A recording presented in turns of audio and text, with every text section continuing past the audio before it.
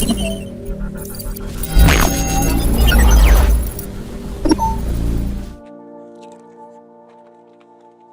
semuanya, kembali lagi bertemu dengan aku di channel KLD Guns 26. Bagaimana kabar kalian semua? Semoga sehat selalu ya. Buat kalian yang ingin mendukung channel ini, jangan lupa untuk subscribe ya. Oke, hari ini aku ingin mengulas pertandinganku di turnamen Kasparov Junior Chess 2024. Yang menarik dari turnamen ini ada banyak pecatur tingkat nasional yang ikut meramaikan turnamen ini loh. Aku sangat beruntung bisa finish di posisi 4. Banyak pengalaman yang bisa aku dapatkan dari rentetan bertanding dengan pecatur terbaik di Indonesia. Oh iya, bagi kalian yang tidak mengenal siapa itu Kasparov, dia adalah legenda catur dunia yang telah menjadi juara dunia dari tahun 1985 hingga 1993. Bahkan Magnus Carlsen menganggap Kasparov adalah the greatest of all time loh.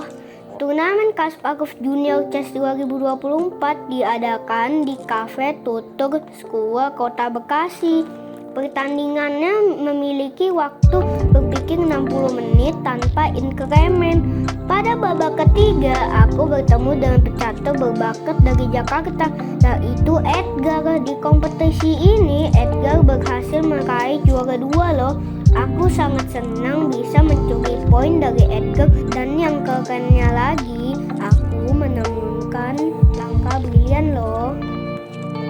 Jadi, simak ulasan pertandinganku dengan Edgar ya. Aku bermain sebagai putih dan berencana membuka permainan dengan pembukaan Jobava London. Tetapi Edgar memilih langkah yang mengejutkan loh, dengan pion B6 dan bertujuan untuk gajah fianchetto di sayap menteri. Pada saat itu aku cukup tertegun untuk membalas langkah dari Edgar. Aku memilih langkah E4 sesuai dengan prinsip pembukaan, yaitu kuasai petak pusat. Kemudian kami melanjutkan dengan mengembangkan perwira masing-masing, dan langkah E5 ini cukup menguntungkan aku karena pionku bisa maju mengancam kuda hitam. Setelah kuda hitam mundur, aku melihat langkah terbaik adalah dengan pion E6. Jika Edgar tidak berhati-hati dengan mengambil pionku, maka akan bisa terjadi skakmat cepat, yaitu dengan langkah menteri ke H5 dan mengorbankan menteri lalu ditutup dengan skakmat gajah ke G6. Edgar melihat kemungkinan itu, jadi terpaksa memilih untuk tidak bisa mengamankan rajanya. Kemudian aku melanjutkan pengembangan perwira dan mengamankan rajaku. Hitam menteri D6, aku mempersiapkan menyerang pion lemah di E7 dengan benteng E1. Hitam membuka jalan untuk gajah gelapnya. Aku ambil langkah taktik baterai. Hitam jalan gajah ke C8. Aku melanjutkan pengembangan perwira.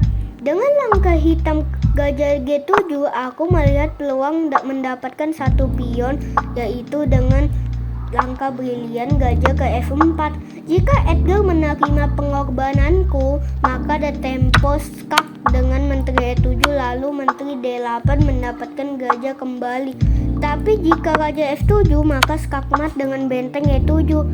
Dalam partai sebenarnya, Edgar memilih menteri D8 ingin tetap menjaga pion lemah di E7. Aku skak dengan kuda, raja mundur ke E8.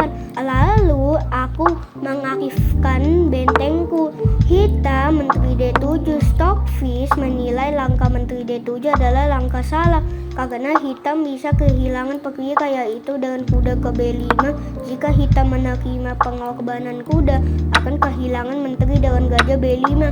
Jika hitam menjaga petak C7, maka akan kehilangan satu perwira dengan kuda D6 skak, lalu dilanjutkan gajah makan kuda A6. Tetapi dalam partai aslinya, aku melewatkan langkah kuda B5 dan langkah pion B4. Tujuanku adalah ingin mendobrak pion di sayap menteri. Hitam pion A6, aku kembali memajukan pion B4 ku. hitam melangkah gajah F8, menjaga pion penting dari pertahanan raja hitam. Pion makan C6, kuda makan balik. Aku kuda E6 dengan tujuan mau forking benteng. Hitam melakukan pertukaran dengan menteri makan kuda, menteri makan menteri, gajah makan menteri, dan benteng makan gajah. Hitam mengancam benteng, aku baterai benteng. Hitam B5, aku mengorbankan kudaku dengan memprediksi Edgar akan menerima kudaku, sehingga aku bisa ancam balik kudanya di petak C6. Dalam permainan aslinya, Edgar menerima pengorbanan kudaku, sehingga aku cukup diuntungkan karena punya pion bebas. Hitam kuda E4 dengan tujuan ingin menjebak bentengku. Aku benteng E5, langkah yang salah menurut Stockfish karena kuda hitam bisa melangkah tempo mengancam gajah B5. Hitam pion E6, aku ancam kuda E4.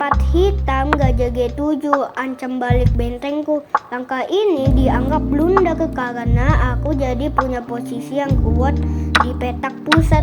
Kemudian hitam benteng F8, aku mengorbankan pion untuk bisa memajukan pion D4 ku. Hitam makan pion D5, pion CX D5.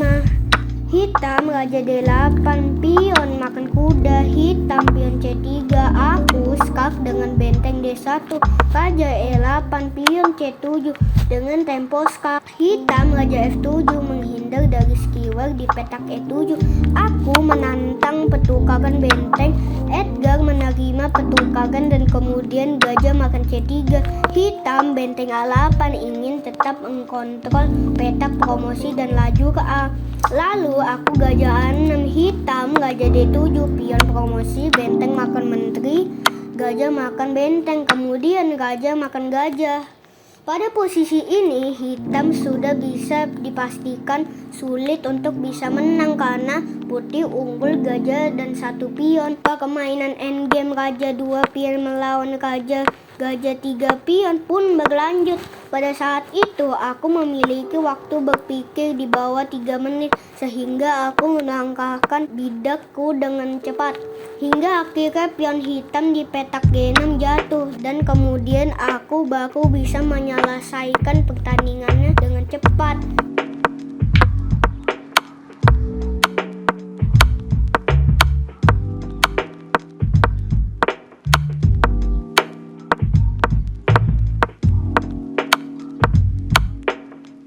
Dan itulah pertandinganku di babak 3 melawan pecatur kuat asal Jakarta. Sekian dari video ini. Kalau seru, jangan lupa untuk klik tombol like ya. Terima kasih udah menonton. Sampai jumpa kembali ya.